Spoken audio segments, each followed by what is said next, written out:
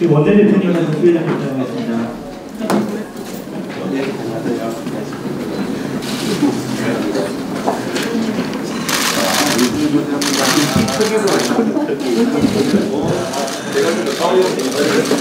민주당의 이 유례없는 폭주로 국회 상황이 녹록지 않지만 우리 국민의힘은 여당으로서 민생 현안에 대한 해법을 찾고자 15개 특위를 속도감 있게 진행 중입니다. 그중에서도 저출산 대응 특별위원회가 갖는 중요성의 무게가 막중하다고 생각합니다. 낮은 출산율은 단순한 인구 통계로 그치는 것이 아니라 경제, 사회, 안보 전 영역에 걸쳐 급격한 변화를 불러일으킬 것입니다. 우리 국민의힘은 이러한 문제인식하에 저출생 문제를 대응하는 컨트롤타워인 가칭 저출생 대응 기획부 신설을 포함하여 저출생 대응 패키지 법안을 1호 법안으로 선정하였고 순차적으로 발의가 진행 중에 있습니다. 하지만 저출생 문제는 복지, 교육, 일자리, 주거 등 다양한 사회 문제와 여성의 경제 활동까지 사회 전반의 현안이 복잡하게 얽히고 설켜 있어 간단한 해법을 찾기는 쉽지 않습니다. 정부에서도 2006년 제1차 저출산 고령사회 기본계획을 시작으로 정책적으로 다양한 시도가 있었으나 근본적인 문제 해결을 위해서는 더 세심한 고민과 노력이 요구되고 있습니다.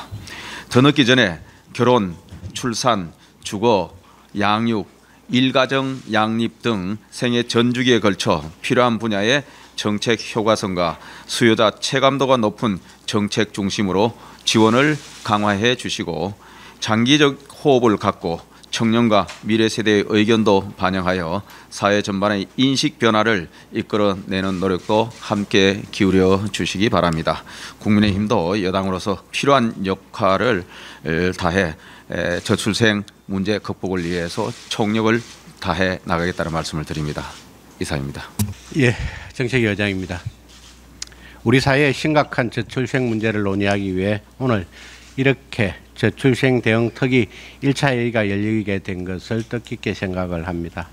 먼저 회의를 준비해 주신 김정재 특위위원장님을 비롯한 여러 위원님들, 그리고 이 자리에 함께해 주신 주형환 저출산 고령사회위원회 부위원장님과 복지부, 교육부, 노동부, 국토부, 여가부 차관님들께 진심으로 감사의 말씀을 드립니다. 올해 출생아 감소세가 이어지며 1분기 합계 출산율이 역대 최저치인 0.76명을 기록을 했습니다. 특히 모든 시도에서 출산율이 감소한 것으로 나타났습니다. 이대로라면 올해 연간 합계 출산율이 0.7명 이하로 떨어질 가능성도 있다고 합니다. 출생아 수보다 사망자 수가 더 많아지면서 인구 자연 감소는 현재 진행 중입니다. 최근에 나온 통계청 전망에 따르면 30년 뒤인 2054년부터는 우리나라 인구가 매년 1%씩 줄어들고 약 100년 뒤에는 2천만 명 아래로 떨어질 것이라고 합니다. 저출생 문제가 비단 어제 오늘의 일은 아니긴 합니다만은 인구 재앙이라는 암울하게 다가오는 미래를 마냥 앉아서 기다릴 수는 없습니다. 저출생 문제 해결은 우리 당의 1순위 과제이기도 합니다. 지난 총선에서 1호 공약이 저출생이었고 또 22대 국회 1호 법안이 민생공감 531 법안의 첫 번째도 저출생 대응 법안이었습니다. 우리 사회의 심각한 저출생을 해결하려면 아이를 낳고 기르는 게 부담이 아니라 행복이 될 수 있어야 합니다. 그러기 위해서는 맞벌이 부부가 내 집 걱정 없이 아이와 함께 충분한 시간을 보내면서도 부모의 커리어 성장이 멈추지 않도록 해야 합니다. 오늘 소중한 자리가 마련된 만큼 저출생 대응 특위를 중심으로 관련 부처가 긴밀히 소통해 가며 지혜를 모아주시기를 부탁드립니다. 당에서도 적극적으로 뒷받침하겠습니다. 감사합니다. 네, 반갑습니다. 국민의힘 저출생 대응 특위 김정재 위원장입니다.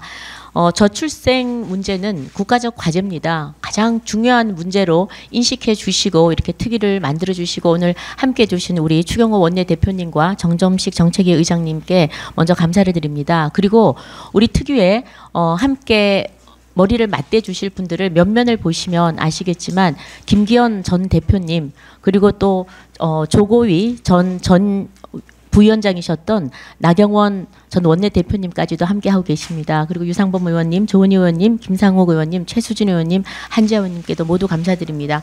그리고 우리 조고위 지금 부위원장으로서 굉장히 적극적으로 일을 추진하고 계신 주영환 부위원장님 이하 각 부처 차관님들께도 감사를 드립니다.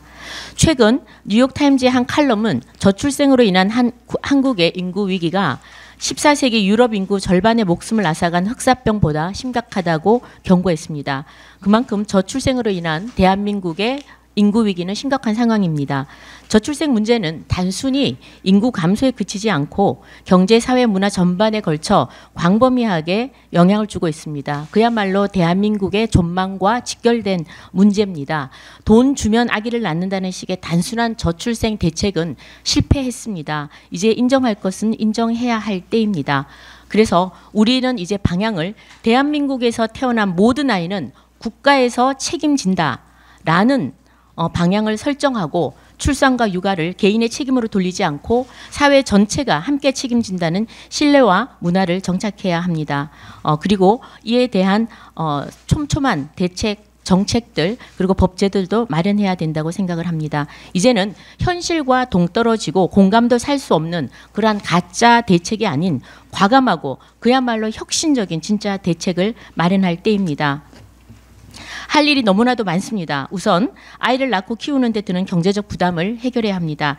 내 집 마련을 꿈으로 만든 살인적인 집값 그리고 비상식적이고 천문학적인 사교육비 등등 아이를 낳는 순간 내 인생은 끝난다는 청년 세대의 걱정을 반드시 해결해 줘야 됩니다. 두 번째로 출산과 육아를 대하는 노동 환경의 개선이 반드시 필요합니다. 아이를 키우는 부부가 직장에서 아이 때문에 눈치 보는 일이 없어야 합니다. 아이가 아플 때 병원에 한번 데리고 가는 것조차도 눈치를 보는 것이 현실입니다. 출산 후가 육아휴직에 대한 기간 및 처우를 좀 더 현실적이고 합리적으로 개선해야 될 때입니다. 마지막으로 저출생 관련 정책을 총괄하고 컨트롤할 수 있는 저출생 대응 기획부 가칭입니다. 신설이 필요합니다. 저출산 고령화 기본법이 제정된 지 20년이 흘렀고 수백억 원의 예산이 투입됐지만 결과는 0.72명으로 참담합니다.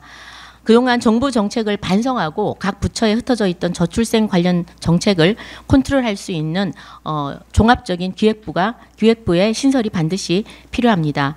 이러한 목표를 달성하기 위해서는 여러 부처와의 긴밀한 협력과 민간의 참여가 필수적입니다. 정부, 기업 그리고 지역사회가 함께 협력해 종합적인 대책을 마련하고 실행할 것입니다. 또한 해외의 성공 사례를 적극적으로 벤치마킹하고 우리 실정에 맞게 적용하는 노력도 필요합니다. 이제 시작입니다. 지금이 저출생 문제를 해결할 수 있는 골든타임입니다. 국민의힘 저출생 대응 특위는 향후 현장 방문, 정책 토론회, 간담회 등을 통해서 법 제정, 개정 그리고 정책 발굴에 우리 모두 최선을 다해서 일해볼 작정입니다. 모두 함께 힘을 모아서 저출생 그리고 인구 위기를 극복해 나가는 데 총력을 기울여 주십시오. 감사합니다. 간단하게 말씀드리겠습니다. 지난 한 20년 동안 통계에 따라 조금씩 다를 수 있습니다만 지난 20년 동안 저출생 대응 대책에 400조 원 정도를 넣었다고 한답니다. 한 해 한 20조 원씩 넣었다는데 받아든 결과는 참으로 참담합니다.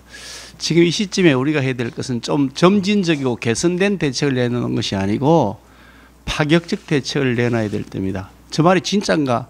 저게 제정신인가라고 할 정도의 평가를 받을 만큼의 파격적 대안을 제시해야 될 때지 지금 조금씩 할 때가 아니다 그런 생각을 가지고 있고요. 그런 면에서 이번 그 윤석열 정부 임기 내에 반드시 그 파격적 대책을 만들어내어서 인구 문제에 있어서 정말 획기적 전환이 일 수 있도록 하는데 최선을 다해 나가겠습니다. 감사합니다. 작년에 그 미국의 어느 교수가 대한민국은 망했다 해갖고 굉장히 화제가 되었던 게 있습니다.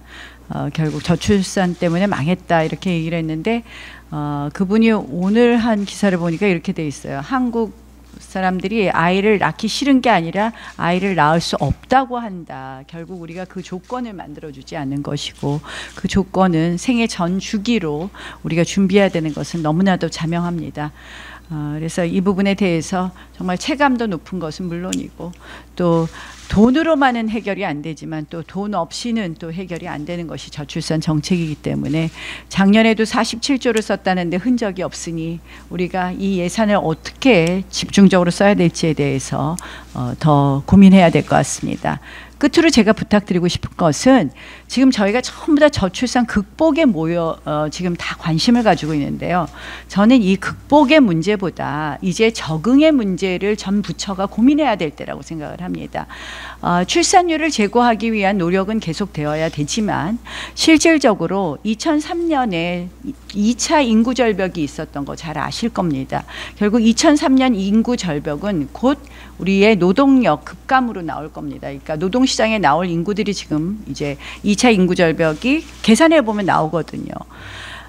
그런 것처럼 저는 이 적응의 문제, 과연 이 인구 구조의 변화에 따라서 주택 정책은 어떻게 되고 뭐 여성 정책은 어떻게 되고 뭐 지금 교육 정책은 어떻게 돼야 되는지에 대해서 정말 이 적응의 문제로 조금 더 관심을 이제는 써야 될 때가 아닌가 이런 생각을 합니다. 대한민국 정책 중에서 가장 실패한 정책이 제가 인구 정책이라고 하는데요. 우리가 1983년에 이미 출산율이 2.2를 찍었지만 대한민국의 산하 제한 정책은 98년까지 계속되었습니다. 결국 그것이 지금까지도 영향을 주는 건지 뭐 부처에서 나오신 분들 잘 아실 텐데요.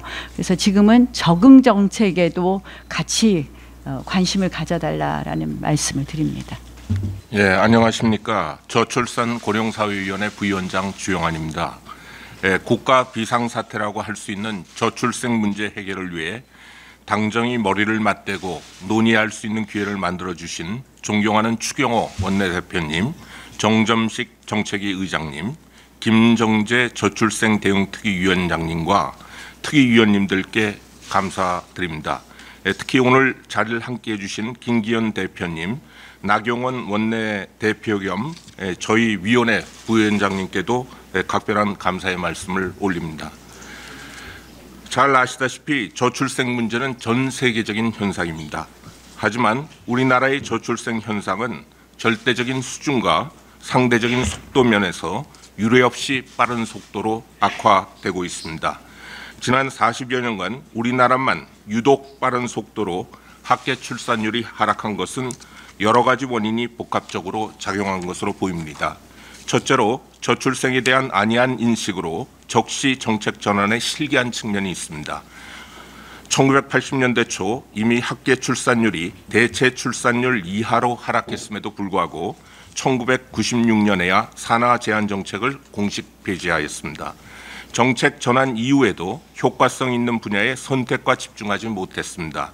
KDI에 따르면 2023년 기준 저출생 예산 47조 원 중 출산율 제고와 직결되는 예산은 절반 수준인 23조 5천억에 불과하다고 합니다. 그간 주요 선진국의 제도를 도입하고 지원을 확대하는 등 외양은 갖추었지만 저출생 해결에 직접 타겟팅한 정책은 부족했습니다. 특히 저출생 대응에 효과적이라고 평가되고 있는 일가정 양립 지원 예산은 2조 원에 불과했습니다. 또한 각 부처가 분절적으로 정책을 추진하는 과정에서 비효율도 노정되었습니다. 마지막으로 일자리, 수도권 집중, 교육, 의료 등 구조적 원인에 대해서도 저출생 관점에서의 대응이 미흡했고 결혼과 출산, 가족과 공동체에 대한 사회적 인식이 빠르게 변화하는 것에 대한 대응 역시 소홀했습니다. 이에 정부는 과거의 대응을 반면교사 삼아 앞으로 10년이 저출생 대응의 마지막 골든타임이라는 비상한 각오를 가지고 저출생 대책을 준비하고 있습니다. 우선 좋은 일자리 창출, 수도권 집중 완화를 통해 우리 사회의 과도한 경쟁 압력을 낮추는 것이 근본적인 해결책이지만 이는 AI 등 4차 산업혁명을 토대로 산업혁신 등 경제 전반의 혁신 노력이 병행되어야 하는 만큼 긴 호흡을 가지고 일관성 있게 꾸준히 추진해 나갈 것입니다. 단기적으로는 결혼 출산의 가장 큰 애로로 작용하는 일가정 양립, 양육, 주거 등 3대 핵심 분야의 선택과 집중을 통해 정책 역량을 집중해 나가겠습니다. 우선 필요한 시기에 더 자유롭고 충분하게 일가정 양립 제도를 사용하도록 지원을 아끼지 않겠습니다. 부모가 출산 전후 휴가, 육아휴직을 필요할 때 자유롭게 쓸 수 있도록 육아휴직 제도 개선 및 급여 체계를 재설계하고 배우자 출산 휴가도 확대하겠습니다. 육아 과정에서 부모가 일을 포기하지 않도록 근로시간 단축, 유연 근무 등의 사용도 활성화하겠습니다. 이러한 일가정 양립 제도가 중소기업에까지 확산되어 전 사회적으로 제도가 안착되도록 기업 부담을 정부가 지원하겠습니다. 둘째, 양육은 사회 공동체 책임이라는 원칙하에 부모 케어, 패런털 케어에서 공공 케어, 퍼블릭 케어로 전환하겠습니다. 이달 말 시행될 유보 통합을 계기로 어린이집에서 유치원, 초등학교, 늘봄 학교로 이어지는 국가 책임 보육 체계를 이번 정부 내 완결하겠습니다. 틈새 돌봄, 긴급 돌봄 등 아이돌봄 서비스를 촘촘하게 재설계하는 한편 초등 늘봄 학교도 전면 확대해 나가겠습니다. 셋째, 신혼 출산 가구들의 주거 부담을 덜어줄 수 있는 실효성 있는 대책도 마련해 나가겠습니다. 마지막으로 이러한 정책적인 대응과 함께 이민정책 전환 등 적응 대책과 사회적 인식 변화를 위한 노력도 병행하겠습니다. 우리 사회에 만연한 개인주의, 물질주의에서 벗어나 가족에 대한 소중함과 공동체와의 유대감을 기반으로 왜 내가 애를 가져야 하는 질문에 아이가 행복이라고 답할 수 있는 사회가 될 수 있도록 방송 언론계는 물론 경제계, 종교계, 시민사회 등과 함께 범국가적 역량도 결집해 나가겠습니다. 앞으로 저출생 대응 특위가 당정간 수시로 머리를 맞대어 지혜를 모으는 구심적이 되기를 간곡히 희망하면서 오늘 제1차 저출생 대응 특위에서는 현재 정부가 마련 중인 저출생 대책을 설명드리고 위원님들이 제시하시는 고견을 통해 부족한 부분을 메꿔 나갈 수 있는 생산적인 시간이 되기를 기대합니다. 감사합니다.